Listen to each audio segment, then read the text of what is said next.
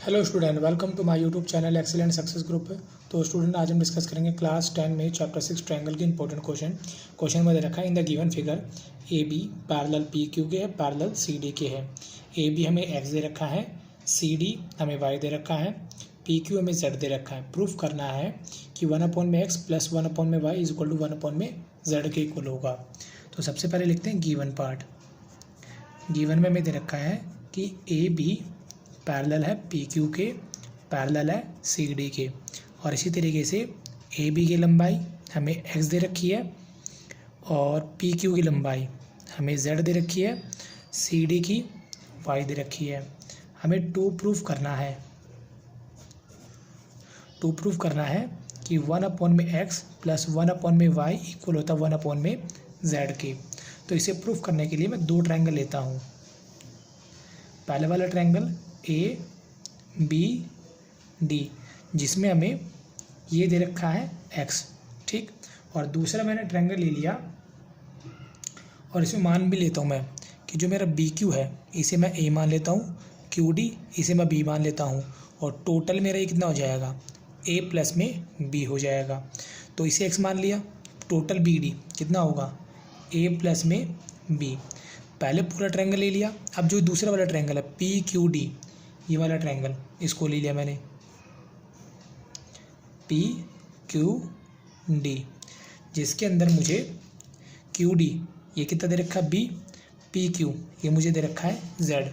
इन दोनों ट्रायंगल को लिया तो देखो ज़रा, ये एंगल और ये एंगल दोनों इक्वल होंगे। क्यों होंगे?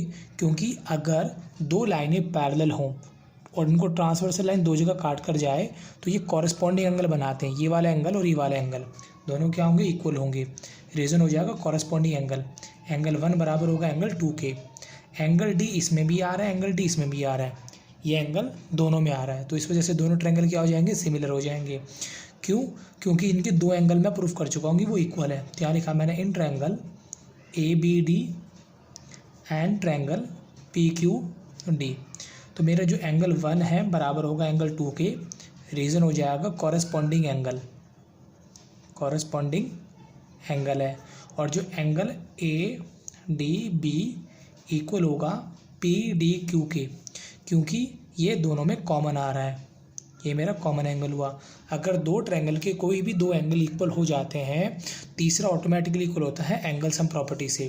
तो यहाँ लिख देता हूँ मैं triangle A B D similar होगा ट्रायंगल पी क्यू डी के by angle similarity,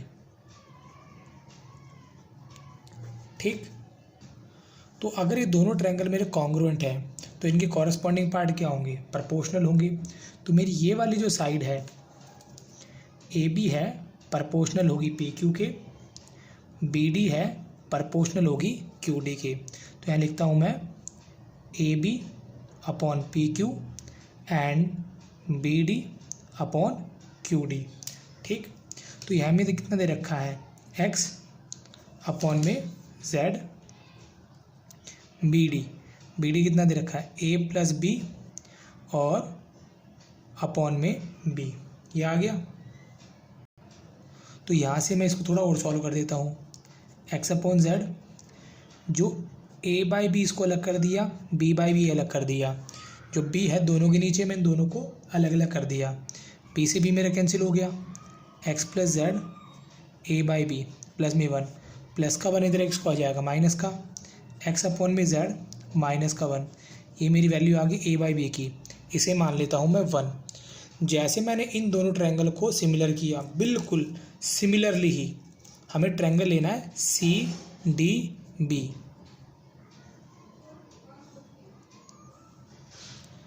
C D B ये वाला ट्रायंगल, और दूसरे छोटे वाला triangle P Q B, P B Q. इसमें जो एंगल बी है ये दोनों में कॉमन आ रहा है, इस वजह से इक्वल होगा।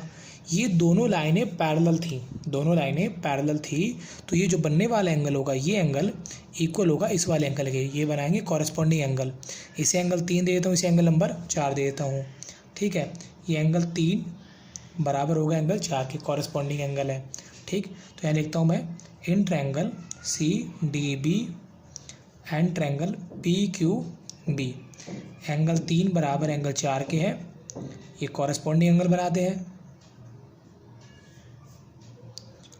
और angle C B D P B Q ये दोनों में कॉमन आ रहा है, तो इस वजह से दोनों ट्रायंगल मेरे क्या हो जाएंगे, सिमिलर हो जाएंगे।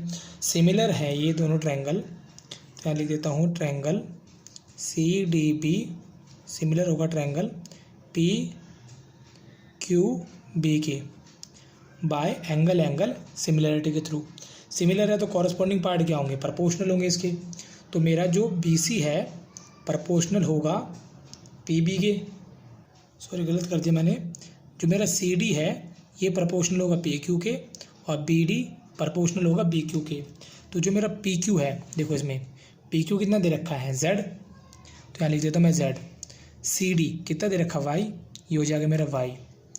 फिर मेरा ट्रायंगल सॉरी बी क्यू कितना मान रखा मैंने ए, बी डी को मैंने मान रखा था ए प्लस बी, तो यहाँ लिख देता हूँ ए प्लस बी।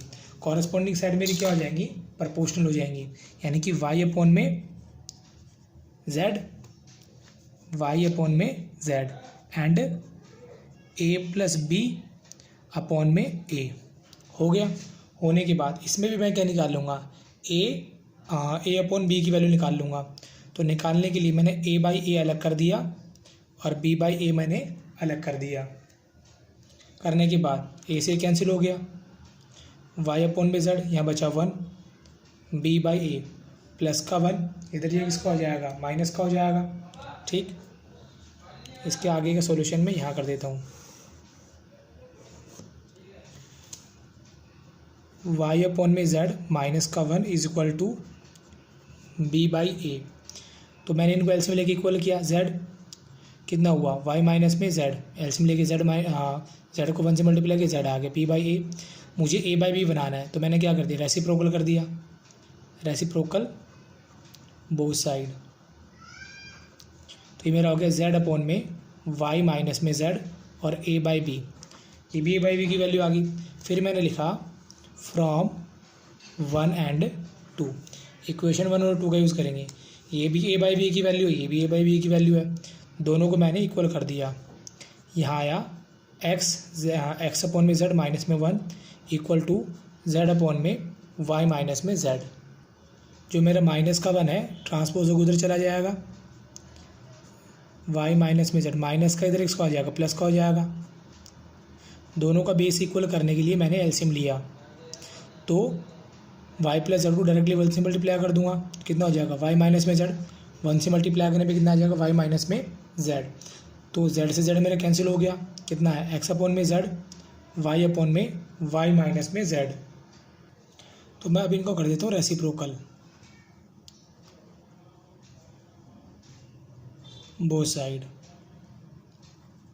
तो मेरा हो गया जेड अपॉन में एक्स और ये वाई माइनस में जेड अपॉन में वाई, यानी कि मैंने इसको उल्टा कर दिया और इसे भी क्या कर दिया, उल्टा कर दिया।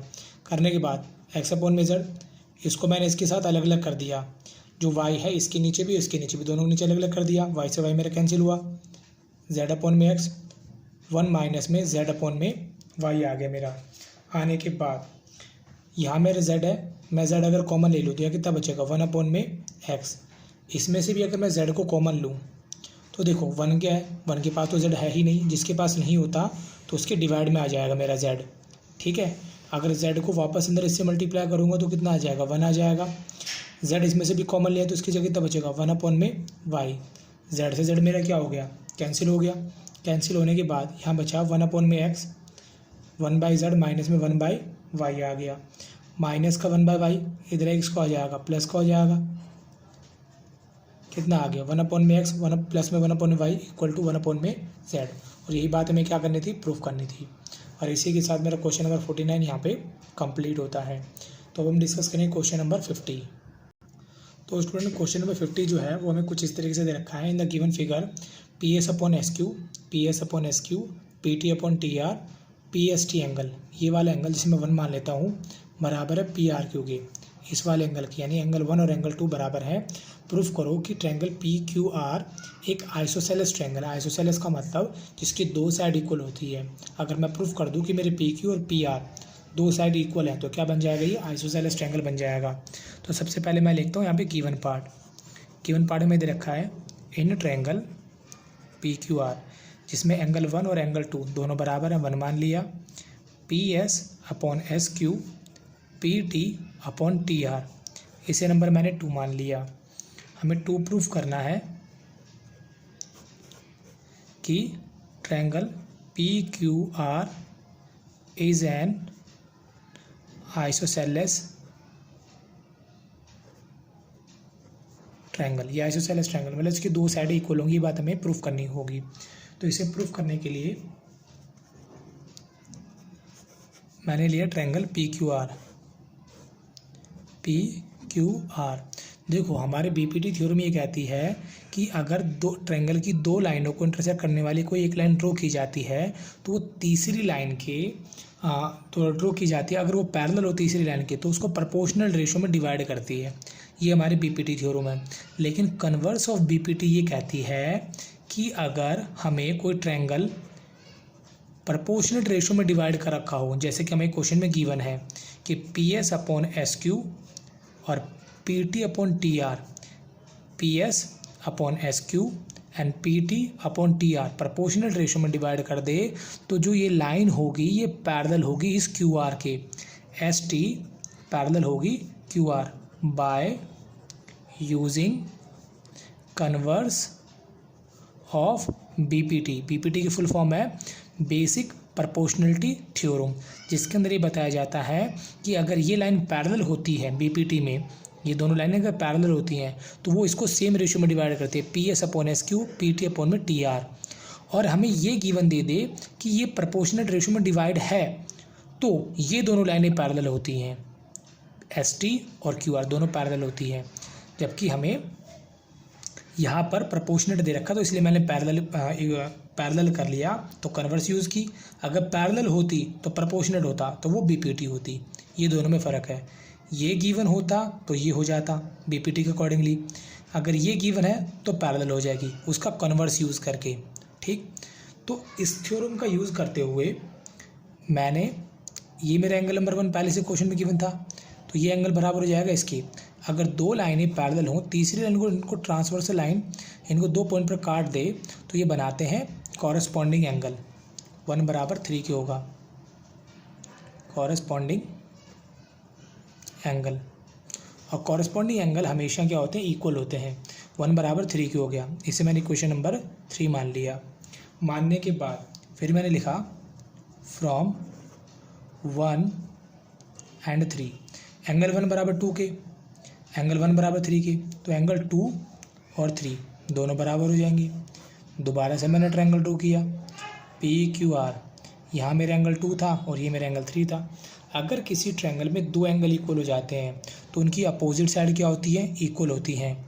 मेरा पी क्यू बराबर हो जाएगा पी आर के, रीज़न हो जाएगा opposite side to equal angle are also equal.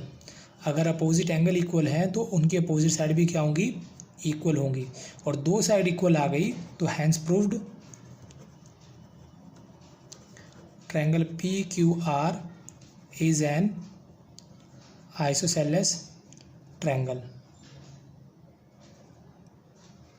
ठीक, तो मेरा क्या बन जाएगा, आइसोसेलेस ट्रायंगल बन जाएगा। और ये मुझे प्रूफ करना था। इसी के साथ मेरा क्वेश्चन नंबर 50 यहाँ पे कंप्लीट होता है। उम्मीद करता हूँ स्टूडेंट आपको क्वेश्चन समझ में आ गए होंगे।